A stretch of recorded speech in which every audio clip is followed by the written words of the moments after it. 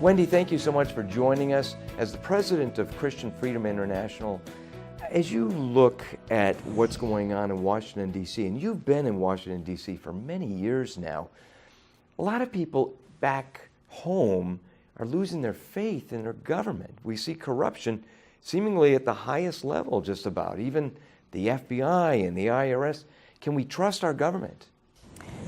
It's been so disheartening to see the inner workings at the FBI and the IRS of certain individuals.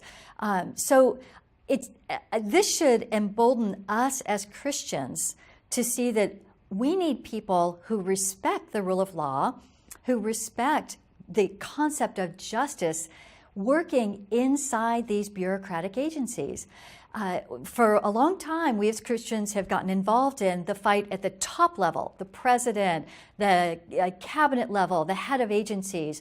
But at this current scandal that we're seeing regarding the FBI and other agencies should wake us up to the fact that as Christians, we should be involved in every level of government to ensure that there's justice and righteousness in our land. Are we talking about just a few bad apples, or are we talking about, corruption widespread here in Washington, D.C.?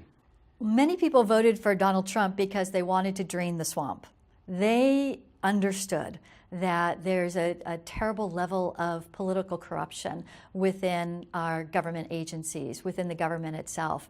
And they didn't give up, thankfully. They voted for someone that they felt really could come in and upset tables and pull back the veil of what's truly happening here and could change things. So while it's been extremely frustrating to see that the level of corruption, political corruption, maybe even worse than many of us even knew, we've got to hold on to that sense of hope that this can change. President Coolidge once said, "If good men don't hold office, bad men will." In order to drain the swamp, I think it's very important that we are free to speak of our faith in God, and that we are accountable to God, and that's something that is valued, not something that should be silenced. John Adams said, "Our Constitution was made only for a moral and religious people. It is wholly inadequate to the government of any other." What are your thoughts about the truths contained in that statement? John Adams recognized that we not only need righteous and moral people in office, that we as a people have a duty to be righteous and moral. And how do we know what is right and wrong? How do we know what is moral? We can't just decide it ourselves. It's not just we can drudge it out of our inner being or follow our heart. There has to be a standard, a universal standard that we can look to as to what is right and what is wrong, what is moral.